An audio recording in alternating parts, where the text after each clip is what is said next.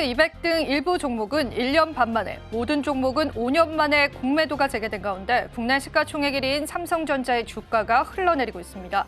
주가가 3% 이상 내리면서 5개월 만에 찾은 6만 전자의 자리를 또다시 잃었다라는 평가가 시장에 나오고 있습니다. 5만 8천 원에 거래되기도 했습니다. 한미 반도체가 공매도 거래 첫날 장중 약세를 나타내고 있습니다. 올해 1분기 실적 전망치도 시장 기대치를 밑돌았는데요. 한미 반도체 주식은 31일 오전 9시 29분 기준으로 코스피 시장에서 7만 100원에 거래되기도 했습니다. 장중 주가가 6만 8천 원까지 밀리기도 했습니다.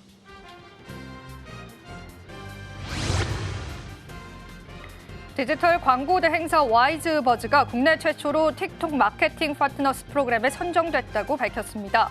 틱톡 마케팅 파트너스 프로그램은 틱톡에서 공식적으로 인정하는 글로벌 파트너십 프로그램으로 관련한 이야기가 흘러오면서 오늘 시장에서의 상승이 나와주고 있습니다.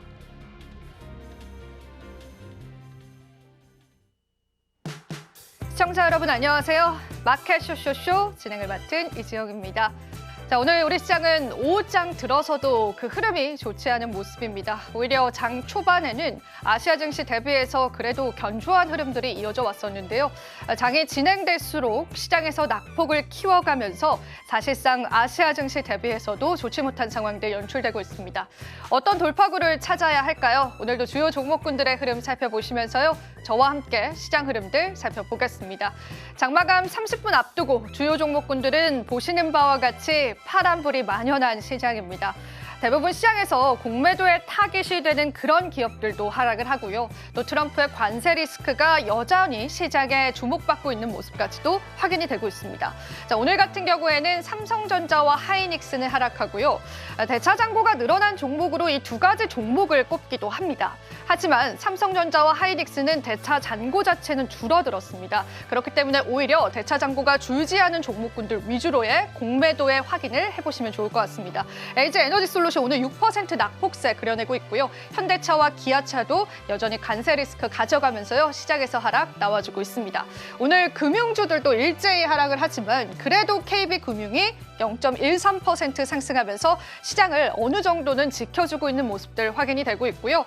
다만 현대 로템은 오늘 상승하는 모습을 확인해 볼 수 있습니다. 그리고 대부분의 하나그룹주 역시도 대차 잔고가 증가하면서 공매도의 타깃이 될 수 있을 것이다라는 우려감들도 시장에 나오고 있습니다. 제약바이오 섹터도 한번 살펴보겠습니다. 오늘 셀트리온, 삼성, 바이오로직스 일제히 하락을 하는데 그나마 알테오젠이 시장에서의 어느 정도의 지지선은 지켜주는 모습들 확인이 되고 있지만 이 역시나 제약바이오주들도 공매도 세력이 올 수 있다는 가능성 제기가 됐고요. 특히나 HLB는 오늘 시장에서 4% 넘는 낙폭세를 그려오고 있습니다. 말씀드렸던 알테오젠만 주요 제약주 중에서는 빨간불을 나타내고 있는 시점까지도 확인되고 있습니다. 자, 오늘 시장은 대응의 관점에서 살펴보셔야 될 것 같습니다. 앞으로 시장에 더 들이울 만한 악재는 없을지를 파악해보고 지금의 악재를 어떻게 헤쳐나갈지도 여러분들과 함께하겠습니다. 자, 그럼 본격적으로 한번 달려볼까요? 마켓 쇼쇼쇼 2부 출발합니다.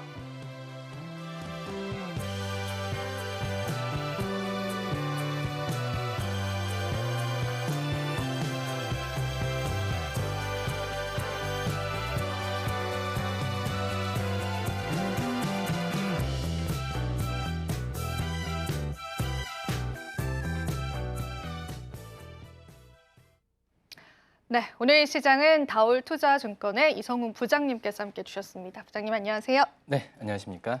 네, 잠시 뒤에 저희가 부장님과 또 시장 이야기를 좀 나눠보도록 하겠고요. 일단은 저희 좀 우리 지수 어떻게 흘러가고 있는지 한번 체크해보고 오겠습니다. 저희는 잠시 뒤에 다시 찾아뵐게요.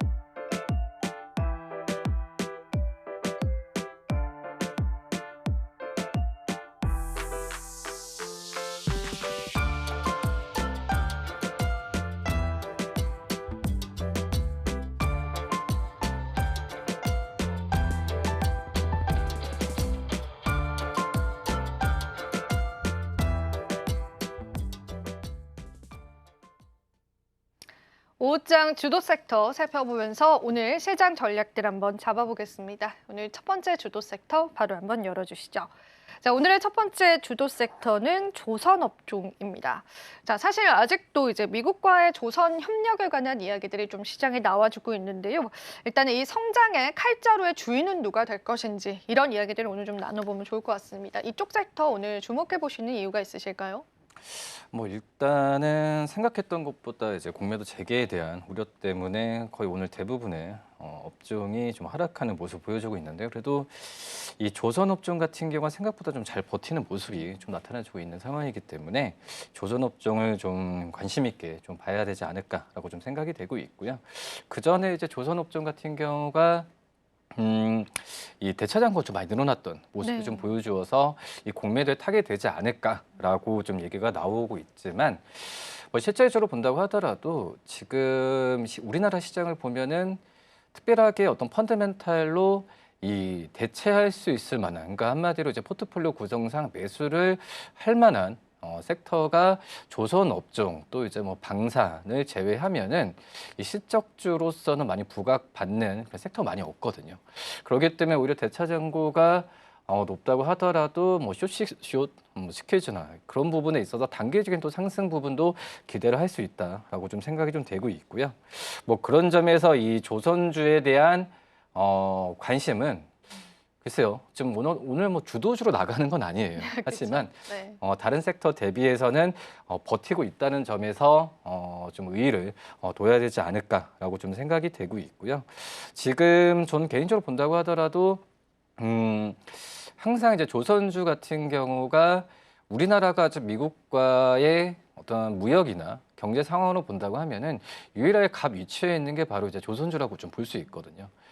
지금 현재 조선 그 어떤 생산을 할 수 있는, 그러니까 배를 만들 수 있는 국가가 전 세계적으로 본다고 하더라도 우리나라 또 이제 일본, 중국이라고 볼 수 있겠는데 그만큼 미국 같은 경우에는 이 조선에 대한 이 배에 대한 선사에 대한 부분에 있어서 생산에 투자를 그동안 안 했다라고 좀 볼 수 있겠어요. 하지만 지금 이제 미국 같은 경우에는 이 뭐 중국 쪽으로의 손을 적극적으로 빌릴 수 있는 상황은 아니고, 그리고 트럼프 대통령이 LNG 쪽에서의 이 채굴이나 뭐 이런 부분에 있어서 적극적으로 하고 있기 때문에 뭐 아시겠지만은 트럼프 당선된 날 바로 이제 우리나라의 이 조선 기업한테 직접적인 언급을 했었잖아요. 네. 네, 전화하면서 뭐 그런 점을 본다고 한다면 이 조선 기업들의 어떤 펀더멘탈 상으로 본다고 하면은 이 어떤 공매도에 대한 우려보다도 다시 한번 좀 재평가를 해야 되는 게 맞지 않을까라고 좀 생각이 되고 있고,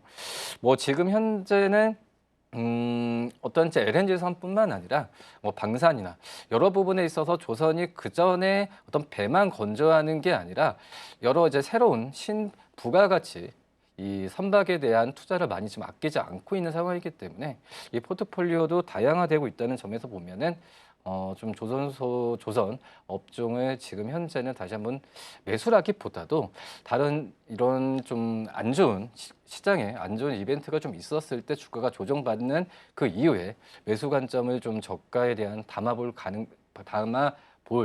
섹터이지 않을까라고 판단됩니다. 사실 오늘 같은 시장에서는 얼마나 상승하느냐보다는 얼마나 버티냐에 초점을 가지고 시장을 바라볼 수밖에 없습니다. 대부분의 업종이 좀 하락을 하거든요.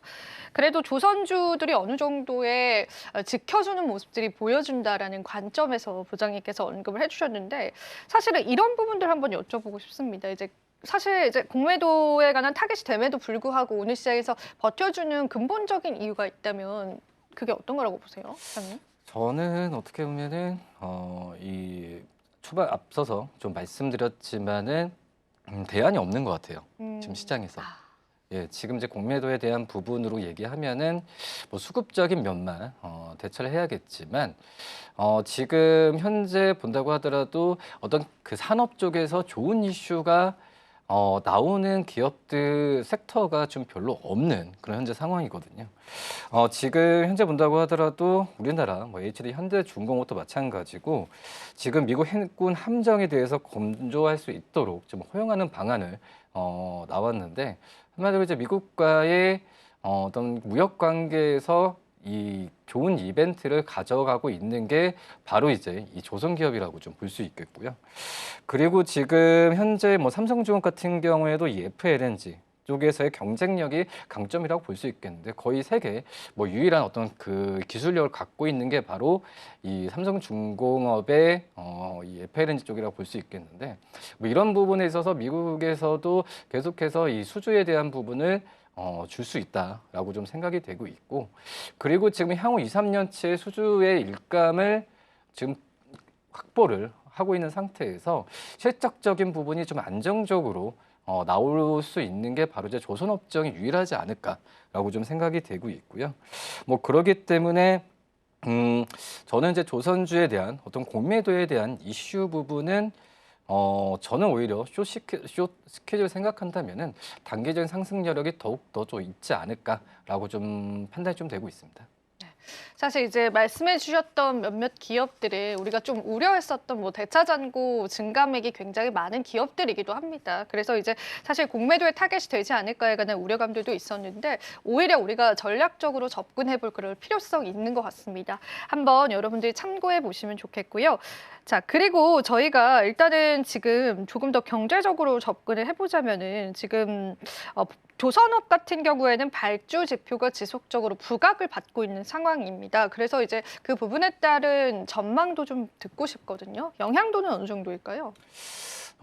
우선 약간은 지금 소강 상태는 맞는 것 같아요. 그 전에 이제 신조선가 지수나 여러 가지 면에서 작년 말까지 작년 한 3분기까지였을 거예요. 신조선가 지수가 좀 올라갔다가 약간의 좀 부침이 있는 상황이라고 좀 볼 수 있겠는데 우선 지금 현재는 그 발주에 대한 수주 부분이 작년 연말부터 올해 상반기까지보다도 1분기까지가 좀 주춤했어요. 워낙 작년과 재작년에 좀 집중됐던 수주가 있었기 때문에 지금 현재 수주가 좀 집중되는 구간은 아니라고 지금 판단이 좀 되고 있고요.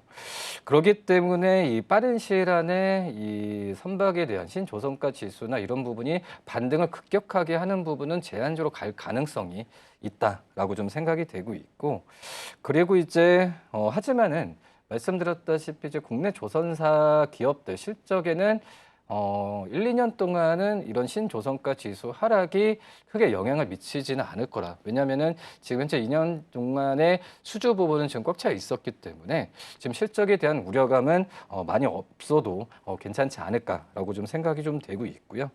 지금 현재 1분기만 본다고 하더라도 HD 한국조선해양 또 이제 하나오선 영업이익 같은 경우가 작년 1분기 대비해서는 높게는 300%, 또 이제 높게는 하나오션도 200% 가까이 영업이익 증가가 예상이 되고 있는데 뭐 그런 점을 본다고 한다면은 뭐 실적적인 측면이 이런 그 지표와 지금 최근의 지표와 당장 연결되는 부분은 아니지 않나라고 좀 생각이 되고 있고요.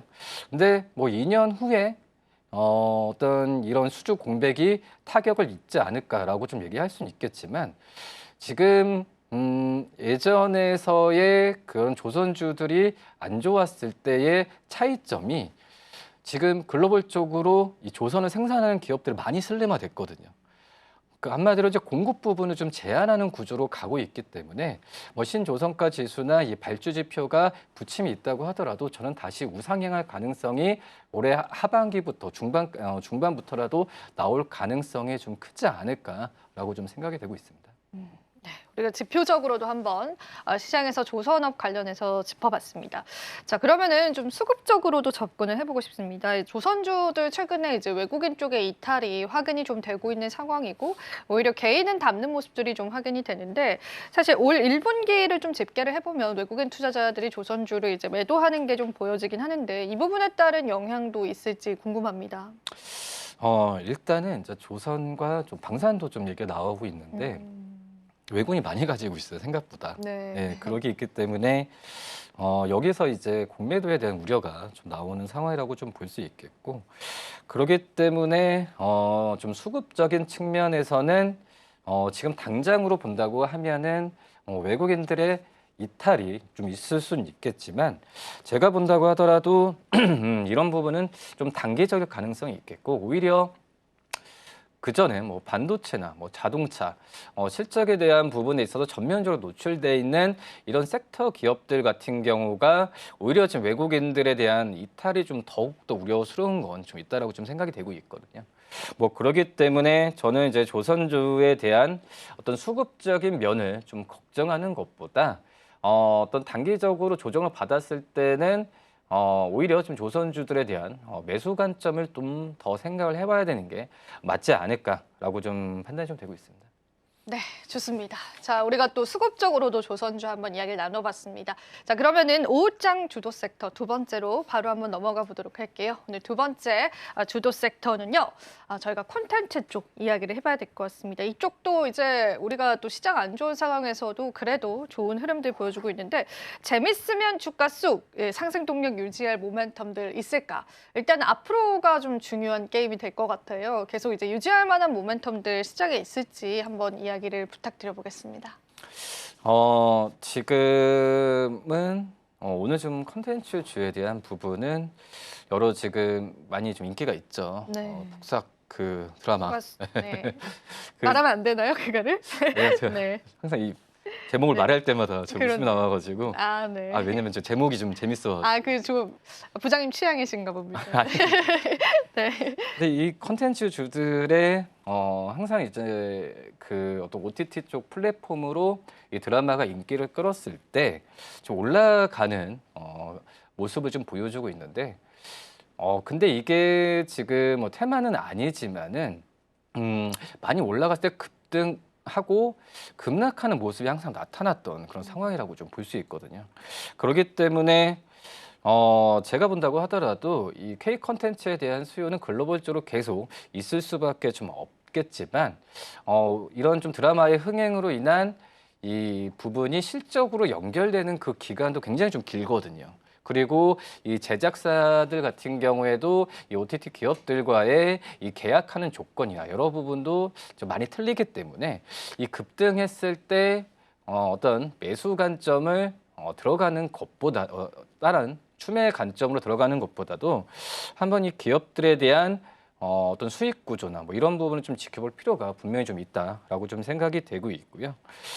그렇기 때문에 지금 현재의 오늘 관련 기업들이 좀 올라가는 부분도 어떤 외국인들 적극적으로 사는 그런 건 아닌 것 같아요. 네. 단기적인 어떤 수급적인 측면이라고 좀 볼 수 있겠는데 뭐 그렇기 때문에 추매에 대한 관점보다도 좀 지켜보자라는 관점에서 좀 말씀을 드리도록 하겠습니다. 네, 실제로 우리가 이제 폭삭 소가수다 관련한 기업으로 팬 엔터테인먼트를 많이들 말씀을 하시잖아요. 근데 이제 주가 흐름을 보면은 급격하게 상승을 했다가 또 그만큼의 하락을 이뤄내고 있습니다. 그러다 보니까 이게 전략을 잡기가 힘들 것 같은데 콘텐츠 관련한 기업들이 원래 이렇게 좀 급등락이 심한가요, 부장님? 뭐 그전에도 항상 좀 증명이 되었었죠. 제 오징어 게임 그렇네요. 네. 나왔을 때도 우선 지금 뭐 아티스트 유나이티나 여러 기업들 같은 경우에도 단기간에 올랐다가 떨어지는 부분이 눈에 좀 확인이 됐던 상황이고, 그래서 저는 이제 이런 기업들이 고공행진을 했을 때 계속 이어지는, 그러니까 처음에 말씀드렸듯이 급등에 대한 부분이 오히려 좀 조금씩 좀 계단식으로 상승했으면 모르겠지만, 이런 투자 심리가 그 한순간에 단기간에 좀 많이 몰렸던 게 좀 부담스럽다라고 좀 생각이 좀 되고 있고, 특히 이제 이 드라마라는 것 자체가 모조게임 2도 그렇고 이 폭삭소가수다도 그렇고 제작 기간이 길지만 한순간에 이제 그 나와주면서 흥행하는 기간도 짧다라고 좀 볼 수 있거든요. 네. 그렇기 때문에 어떤 다음 연달아 어떤 제작 편수가 나와줘야 또 흥행이 계속돼야 이런 상승세를 좀 이어갈 수 있긴 하지만, 이 제작 기간이 긴 상태에서 또 이제 뭐 제작 편수가 많이 줄어든다고 한다면은 그 상황 안에서의 이 주가는 또 소강 상태를 항상 좀 보여주었거든요. 그리고 그 전에 급등했던 부분을 또 반납하는 모습을 좀 보여주었는데, 그만큼 이제 이 콘텐츠 주들에 대한 접근하는 방법은 다른 일반적인 이 제조업체, 그러니까 뭐 반도체도 그렇고 조선업체도 그렇고 뭐 자동차도 꾸준하게 어떤 제품이 나와주면서 판매해서 이 매 분기 또 이제 매달 어떤 이 지표로 보여주는 그런 산업이 아니거든요. 뭐 그렇기 때문에 이런 부분에 있어서 이 컨텐츠주들이 이 급등 이후에 급락하는 모습을 좀 많이 보여주고 있는 상황이다라고 말씀드릴 수 있습니다. 네, 좋습니다. 그러니까 우리가 또 이 관점을 잡기가 굉장히 어려운 것 같아요. 특정 콘텐츠가 사실 흥행할지 여부들은 뚜껑을 열어봐야 아는 건데 이미 흥행되고 나서 그 기업을 매수하기에는 우리 투자자들 입장에서 너무 부담스러운 자리이기도 하고 참 어려운 것 같습니다. 그래서 주식이. 자, 그러면은 이제 저희가 네이버와 쿠팡 쪽 이야기도 한번 나눠볼게요. 구독 서비스 경쟁이 굉장히 치열해지고 있는 시점입니다. 이 시장을 키울 수 있는 그런 다양한 모멘텀들이 산재하는데 일단 네이버와 쿠팡의 경쟁 구도 속에서 우리가 투자 전략을 좀 삼아볼 수 있다면 어떤 부분에 좀 집중을 해보면 좋을까요? 뭐 일단 뭐 이커머스 시장은 지금 거의 뭐 쿠팡이 지금 점유율은 계속해서 지금 올라가고 너무 있는 좋더라고요. 예, 네. 그런 상황이라고 좀 볼 수 있겠고 지금 현재 본다고 하더라도 전 네이버 쿠팡이라기보다도 지금 중국 쪽 테무나 이쪽에서의 이 알리익스프레스나 이쪽에서 오히려 시장 점유율을 또 가져가는 모습을 좀 보여주고 있거든요. 사용해 보셨습니까? 테무? 글쎄요. 사용했다고 하면 좀 약간 좀 그렇긴 하겠지만 저는 이제 네. 쿠팡을 좀 많이 좀 이용하는 상황인데 그만큼 이제 이커머스 시장 쪽에서의 어떤 네이버가 이런 그 또 최근에 넷플릭스와 또 이제 연계를 좀 많이 하고 있는 상황인데 이 쿠팡의 독재 제동을 이 걸지 안 걸지 부분은 좀 지켜봐야 된다. 하지만 분명히 녹록치는 않을 거라고 지금 생각이 되고 있고요. 지금 현재 본다고 하더라도 이 상품 판매부터 이제 뭐 배송이나 여러 가지 뭐 경쟁력에 대한 부분에 있어서 이 네이버 쪽이 쿠팡과 이 격차를 좁힐 수 있을지 이 부분은 아직까지도 그 의문은 맞다라고 좀 생각이 되고 있고요. 지금 현재 좀 네이버가 좀 다른 여러 업체들과 쿠팡처럼 이 단기적인 배송을 하려고 노력을 많이 하고 있긴 한데 실제 소비자가 체감하는 수준이 있을까? 많이 있을까? 쿠팡이 익숙해졌던 그런 상황이기 때문에 좀 약간의 좀 미지수라고 좀 생각이 되고 있고요. 한번 그래서 뭐 네이버가 지금 현재는 이 이커머스 시장 쪽으로의 그전에 어떤 광고 쪽과 디지털 쪽에서의 검색이나 이쪽에서의 수익에 대한 부분에 있어서 다변하는 과정으로 좀 가고 있다라는 부분은 분명히 좀 의미가 있다라고 좀 볼 수 있겠지만 우선 지금 현재는 이제 플랫폼 고객을 가장 어떻게 끌어오르냐라고 좀 볼 수 있겠는데 아직까지는 쿠팡 쪽에서의 그 시장 점유율을 가져오는 부분은 좀 생각을 더 좀 시간이 좀 걸리지 않을까라는 느낌도 큽니다. 네. 이쪽 부분에 관해서 한번 짚어봤고요. 자, 그러면 저희가 사실 오늘 주도 섹터 이야기를 하면서 주제로 삼은 거는 이 주가 상승을 줄 수 있는 모멘텀이 이어질 것이냐였잖아요. 이 중에 하나가 이제 한한령 해제도 조금 도움을 받지 않을까라는 생각을 좀 해봤는데 지금 그런 모멘텀 때문에라도 콘텐츠 관련주들이 또 한번 시장에서 상승이 나올 가능성이 있을까요, 부장님? 저는 오히려 지금 이제 어떤 한 드라마의 인기보다도 중국의 한알령 쪽에서의 해제 부분이 정말 이제 실적으로 본다고 하면은 더욱더 의미가 좀 있지 않을까라고 좀 생각이 되고 있고요. 우선 지금 콘텐츠 시장에 대한 걸 본다고 하더라도 이 중국 쪽에서의 성장성은 오히려 이 미국과 우리나라보다 더 높은 상황으로 좀 가고 있는 그런 상황에서 우리나라 어떤 K 콘텐츠가 중국 쪽에서의 판매되는 판매권이나 또 이런 부분에 있어서는 제가 본다고 하면은 오히려 더 실적을 더 국내 쪽보다 더 많이 나올 가능성이 있지 않을까라고 좀 생각이 되고 있고요. 지금 현재 본다고 하더라도 이 콘텐츠뿐만 아니라 K-팝도 마찬가지고요. 엔터주들한테도 이 한한령 해제에 대한 부분은 실적으로 바로 잡힐 수 있는 그런 기회이자라고 좀 생각이 되고 있고, 근데 그런 부분에 있어서 단순 어떤 OTT 그런 어떤 컨텐츠에 대한 수주뿐만 아니라 이런 부분에 있어서 판권 계약이나 또 이제 이걸로 한 어떤 뭐 AI와 여러 가지 행사, 게임 부분 쪽에서 부가적인 창출을 계속 시도를 해야 되거든요. 그래야 이런 이 주도 섹터로 이 컨텐츠 제작 기업들이 재평가를 받을 수 있는 상황이지 지금처럼 어떤 단기적인 급등에만 있었을 때는 어떤 주도주로 좀 부각되기에는 분명히 힘들다라고 말씀드릴 수 있습니다. 네, 좋습니다. 마지막 또 시장의 모멘텀까지도 점검을 해드렸습니다. 오후장 주도 섹터 여기서 한번 마무리해보고요. 저희가 또 오늘 장마감 앞두고 특징주들 한번 살펴보면서 시장에서 부각받고 있는 기업들, 급등락들 한번 체크해 보겠습니다. 자, 잠시 후에 또 특징주 이어집니다.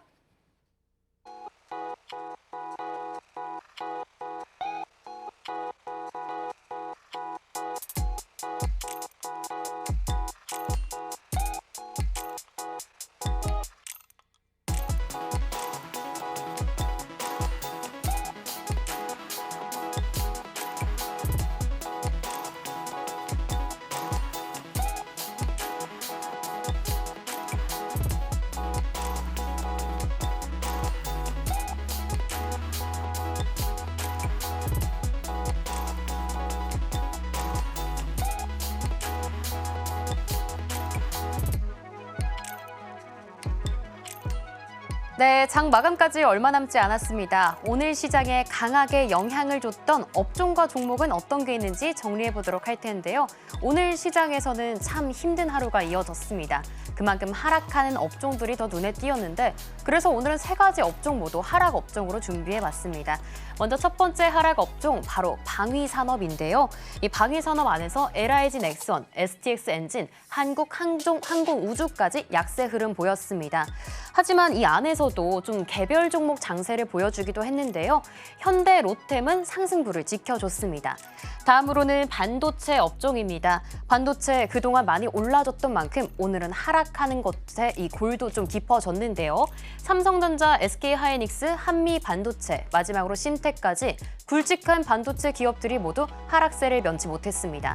마지막으로는 이 공매도 리스크를 직격탄을 맞았던 2차 전지 업종 골라봤는데요. 2차 전지 안에서는 LG엔솔, 성우, 엔캠, 마지막으로 에코프로머티까지 모두 저조한 흐름 보였습니다. 그렇다면 이 안에서 특징주들은 어떤 이야기가 있을까요? 먼저 첫 번째 특징주, 삼성전자부터 살펴보도록 하겠습니다. 오늘 삼성전자, 반도체 대장주인 삼성전자 역시도 약세 흐름을 면치 못했는데요. 한동안 6만 전자를 지켜줬던 이 삼성전자가 오늘은 5만 전자로 내려앉았습니다. 공매도 전면 재개로요. 최근에 대차 잔고가 많이 쌓였던 삼성전자였는데요. 그만큼 오늘 매도세가 좀 몰렸던 것으로 풀이가 되고 있습니다. 지난 28일 기준에 대차 잔고가 가장 많았던 종목 중에서도요. 이 삼성전자가 7,400만 주, 하나로 약 한 4조 원 넘는 규모가 있었다고 합니다. 그래도 희망적인 소식도 오늘 들려왔습니다. 증권가에서는 삼성전자의 목표 주가를 다시금 올려잡기도 했는데요. 삼성전자 컨센서스가 지난해 3분기부터 계속해서 저조한 흐름을 보였는데 올해 2분기부터는 이 메모리 상승 사이클에 힘입고 또 수급 개선과 가격 상승까지 나타날 것이라고 보여지고 있습니다. 이러한 삼성전자의 장중 흐름은 어떤 흐름 보였을까요? 삼성전자의 장중 흐름입니다. 오늘 장 초반부터 계속해서 하락세 보였습니다. 6만 200원에서 시작했지만 5만 7,800원까지 내려앉은 모습 보였는데요. 지난 20일에 6만 원 선을 돌파한 이후 약 10일 만에 다시 5만 원대로 내려앉은 모습 보여지고 있습니다. 오늘 3% 넘게 하락을 했는데 수급은 외국인과 기관이 모두 팔아내는 모습 보여졌습니다.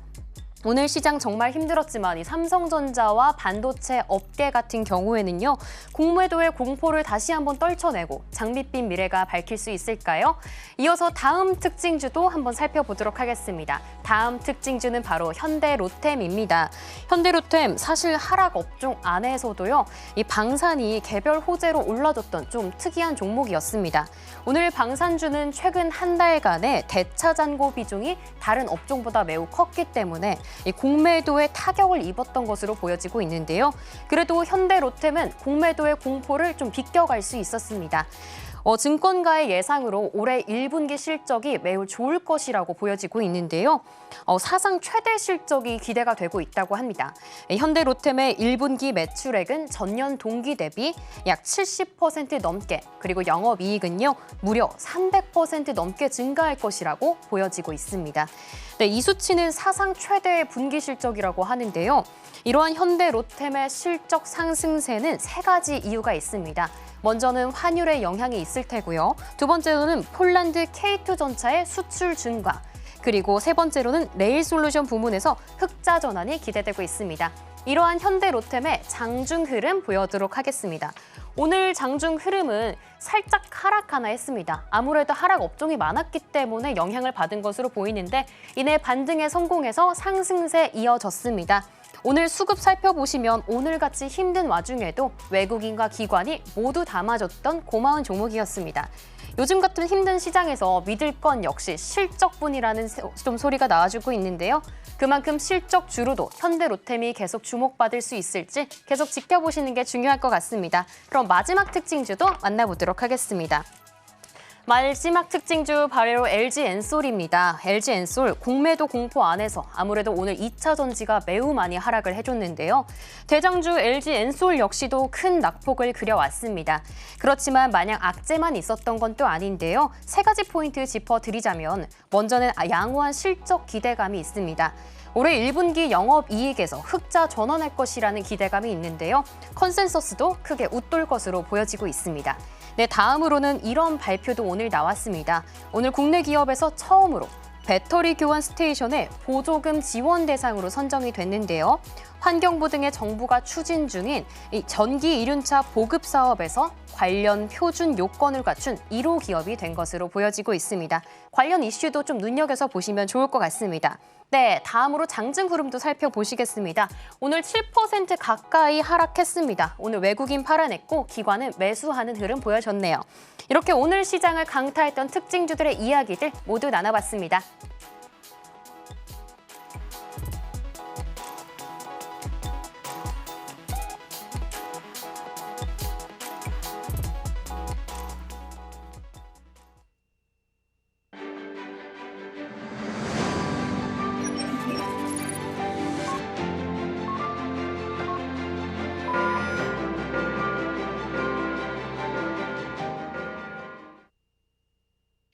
네, 오늘도 국내 증시 마감 지었었습니다. 코스피 같은 경우에는 2,480선은 지켜주면서 마감이 됐고요. 코스닥은 673포인트에서 마감이 됐는데 대부분 이제 3%가량의 하락세로 마감이 됐습니다. 오늘 외국인이 유가증권 시장에서 1조 넘게 또 팔아낸 모습들이 확인이 됐는데요.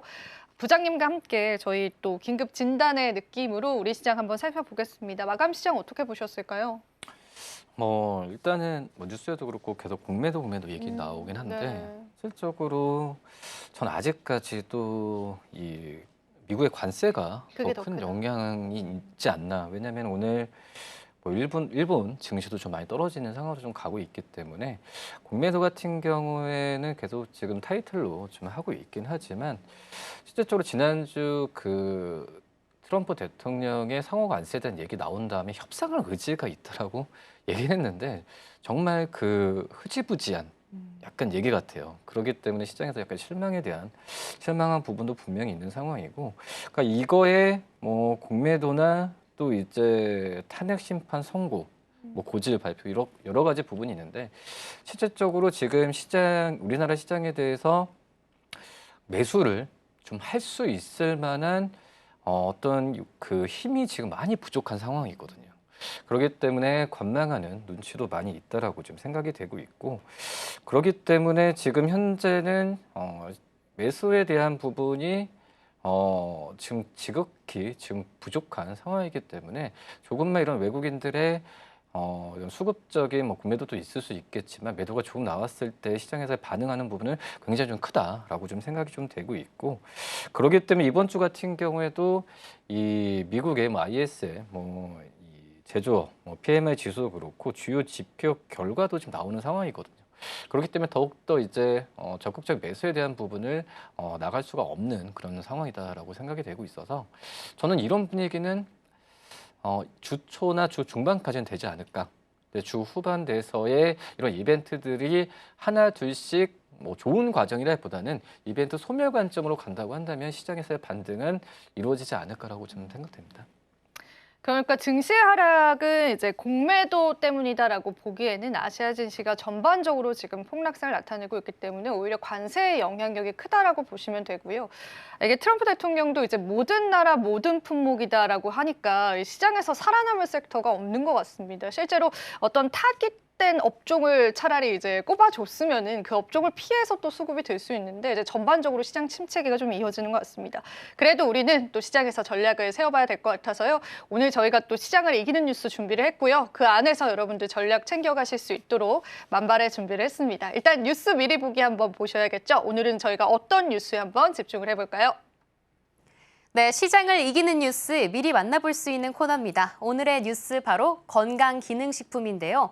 지금까지 건강기능식품 시장 같은 경우에는 긴 정체기를 겪어왔습니다. 하지만 올해는 반전이 있을 것이라는 기대감이 번지고 있는데요.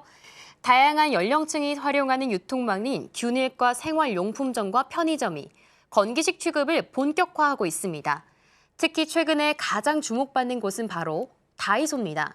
아성 다이소는 지난달 말부터 200여 개 점포에서 루테인, 오메가3, 비타민 등 소비자 선호도가 높은 건기식 30여 종 판매를 시작하기도 했는데요. 이곳에서 유통되는 건기식의 가격은 3,000원 또는 5,000원으로 다이소는 기존 가격 정책인 최고 판매 가격 5,000원을 고수하며 가성비 건기식이라는 틈새 시장을 공략해 폭발적인 소비자 반응을 이끌었습니다. 편의점도 최근 건기식에 대한 관심을 갖기 시작했는데요. CU는 편의점 업계에서 가장 먼저 건기식 도입을 추진 중입니다. 편의점 CU에 따르면 지난해 건강식품 카테고리 매출 신장률은 전년 대비 137%나 뛰었다고 하는데요. 이에 CU는 작년 10월 선제적으로 전국 매장 3,000점을 건강식품 진열 강화점으로 선정했고 40여 종의 상품과 특화 진열대 등을 도입했었지만 올해는 상반기까지 건강식품 진열 특화점을 5,000점까지 확대할 방침입니다. 하지만 사실 지금까지 건기식 시장의 상황은 녹록지 않았습니다. 성장세는 한풀 꺾였고 일부 기업은 PB 상품을 판매 중단하는 등 사업 재검토에 나설 정도로 경쟁이 치열했었는데요. 이런 상황임에도 올해 다시 기업들이 건기식 시장의 문을 두드리는 이유는 성장 가능성 때문입니다. 네, 접근성과 합리적인 가격까지 갖춘 이 건기식, 앞으로 시장의 관심을 다시 한번 받을 수 있을까요? 이어서 자세하게 이야기 나눠보도록 하겠습니다. 지금까지 뉴스 미리보기였습니다. 네, 오늘 시장을 이기는 뉴스 바로 저희가 깊이 있는 이야기 나눠보겠습니다. 오늘 주제 바로 한번 열어볼게요. 오늘의 시장을 이기는 뉴스는요. 선택적 소비의 시대, 건기식 시장도 변신 중이다라고 하는데 이 안에서 우리가 투자 전략 삼아볼 수 있을지 궁금합니다. 사실은 좀 놀랐습니다. 건기식 관련해서 오랜만에 또 얘기 나누는 것 같은데 어떻게 보실까요? 참 시장 좀 어렵잖아요. 네. 이런 상황에서 저는 이제 어떤 좀 가장 1순위가 이런 좀 시장에 많이 시장 전체에 노출되는 리스크에 최대한 피해 있는 기업들을 좀 섹터 부분을 좀 해야 되는 게 맞지 않나라고 좀 판단이 좀 되고 있어서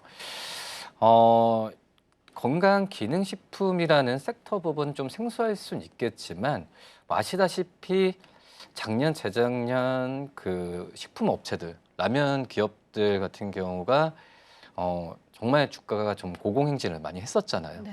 뭐 그런 부분을 이제 건강기능식 기업들이 좀 이어갈 가능성이 좀 있지 않을까라고 좀 생각이 되고 있고 약간 좀 이 패턴이 좀 비슷한 것 같아요. 그래서 이 건강기능식품의 기업들 노바렉스나 뭐 코스맥스, MBT나 이런 기업들 같은 경우가 이 올해 좀 1분기 때는 주가가 시장 대비해서 아웃퍼폼한 모습을 좀 근데 이게 보여줘. 보니까 쭉 우상향하더라고요. 참 신기했습니다. 그러니까 우선 지금 비슷한 게 그전에 이 라면, 그러니까 음식료 기업들 중에서도 라면 기업들이 주가가 좀 올라갔었던 이유 중에 하나가 해외 쪽에서의 판매 비중이 많이 높았던 상황이었거든요.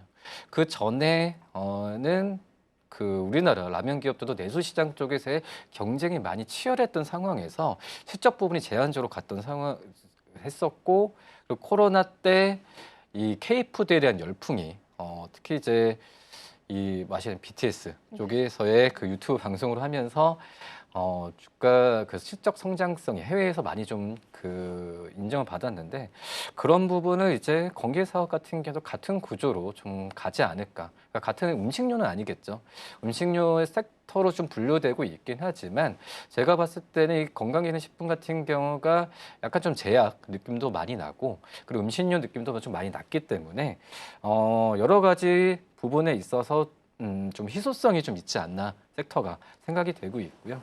뭐 그렇기 때문에 그 전에 건강기능식품 같은 그 업체들 같은 경우에도 최근 2, 3년 동안은 실적 부치 많이 있었어요. 내수 쪽에서의 뭐 시장 점유율도 그렇고 뭐 내수 소비에 대한 경기 부진도 좀 컸었거든요. 근데 앞서서 좀 말씀하셨듯이 지금 뭐 다이소나 또 이제 올리브영이나 여러 판매에 대한 루트가 다양화되는 그런 상황으로 좀 가고 있고 소비자들 같은 경우에도 이 어떤 그냥 일반적인 건강기능식품보다도 다양한 제품의 이 맞춤형 그 건강기능식품에 대한 욕구가 좀 크기 때문에 그런 부분을 지금 건강기능식품 기업들, 특히 이제 OEM, ODM 기업들이 착실히 잘 따라가고 있어서 이 주가적인 측면이 좋지 않나라고 좀 생각이 됩니다. 네. 오히려 좀 조용한 시장의 강자다라고도 표현을 하고 싶어요. 오늘도 이제 우리 지수 대비해서도 방어력들이 좀 좋기도 했었고요. 또 계속되는 시장에서의 우상향 기조를 보여주고 있는 것도 좀 눈에 띄는 섹터입니다. 그래서 사실은 이제 건기식 시장 같은 경우에는 예전에 우리가 코로나 때 또 시장에서 잠깐 주목을 받았던 적이 있는데 또 그 이후에는 굉장히 좀 조용했던 게 좀 기억이 납니다. 근데 그 과정 속에서 소비 침체, 출혈 경쟁 등의 적자 기업이 확대된다라는 소식도 좀 들려오기는 했어요.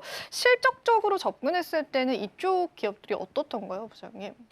좀 많이 안 좋았었어요. 아, 네, 그런가요? 많이 안 좋았던 상황이고 또 이제 오히려 캐파를 확대하는 모습을 많이 보여주었거든요. 그렇기 때문에 뭐 비용적인 측면이나 뭐 영업이익이나 이런 부분 올라갈 수 있겠지만 순이익이나 이런 부분에 있어서는 투자에 대한 부분이 계속해서 이루어졌기 때문에 뭐 주가적인 측면은 실적주로서는 좀 평가를 받기는 좀 힘들지 않았나라고 좀 생각이 되고 있고, 근데 이제 지금 현재 그 투자했던 부분이 이제 실적으로 회수하는 과정을 분명히 좀 가져갈 가능성이 크다라고 지금 생각이 되고 있고요.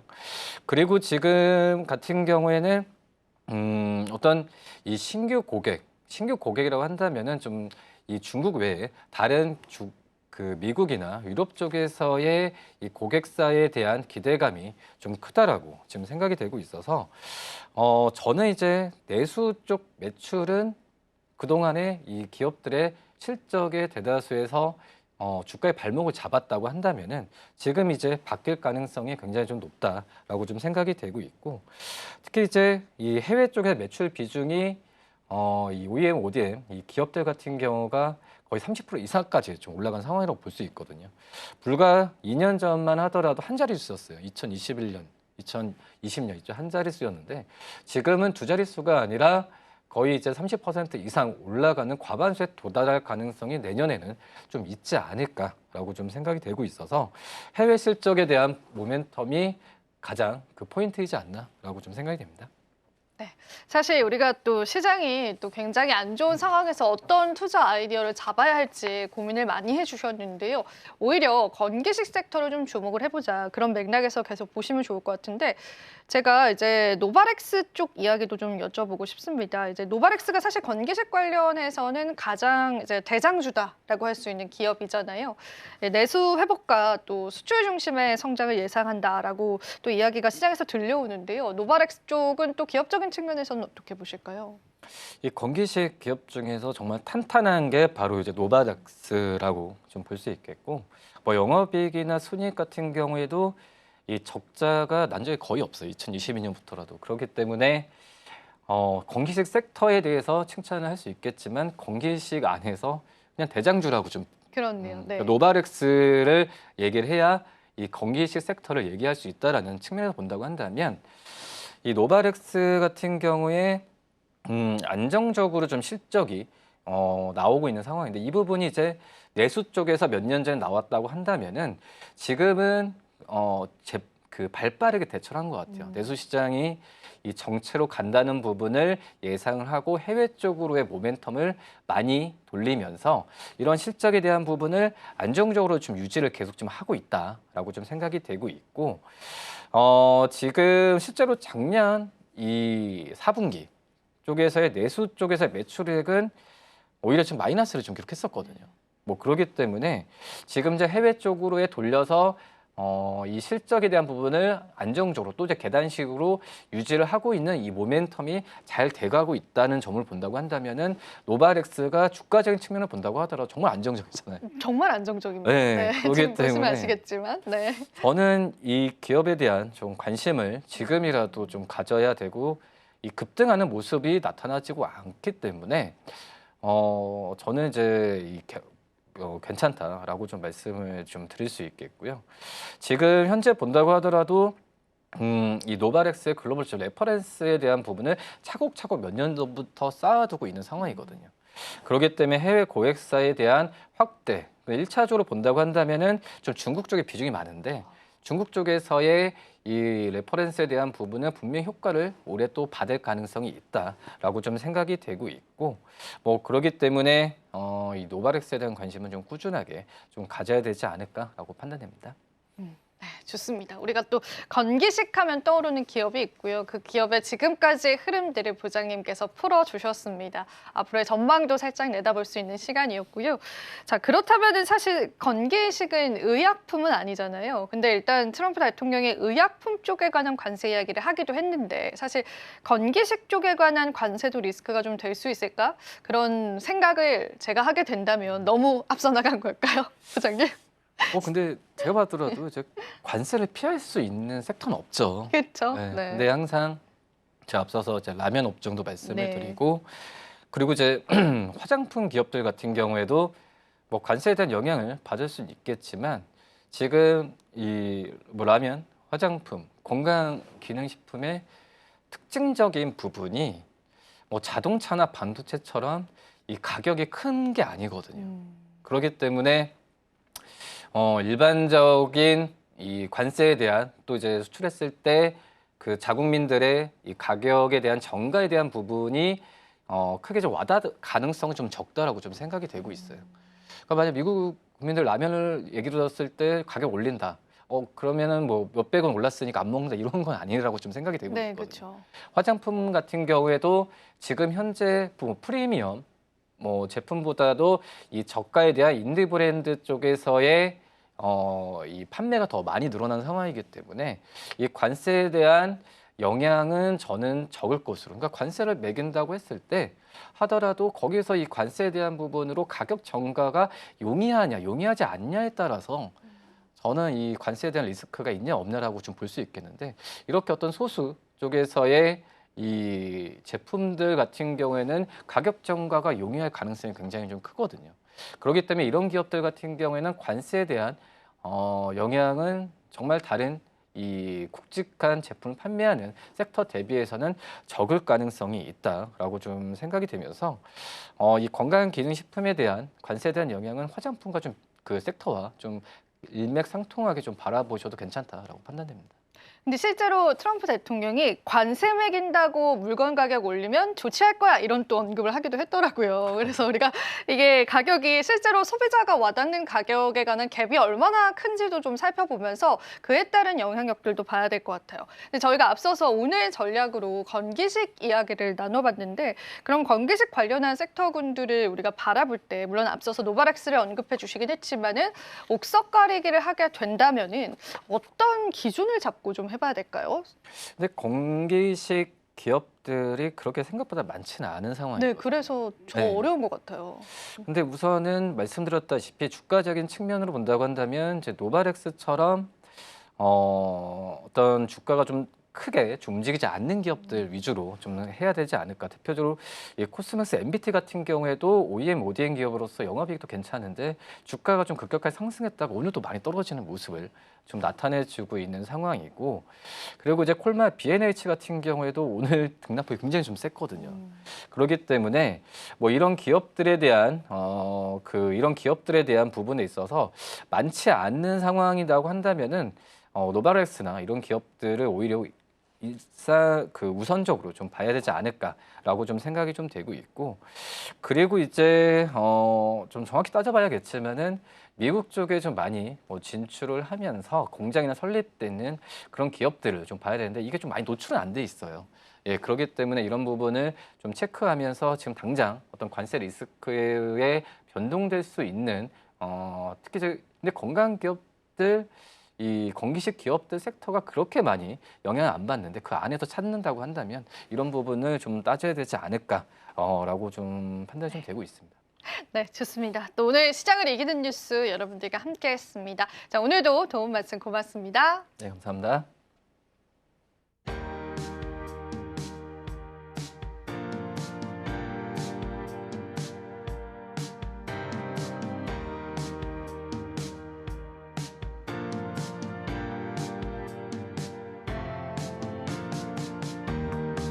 네, 오늘 시장의 하락이 참 두드러졌습니다. 그런데 더 큰 걱정은 여기서 더 시장이 밀리는 건 아닐까라는 그런 두려움인 것 같습니다. 우리가 또 시장에 맞는 전략들 함께 해야 될 텐데요.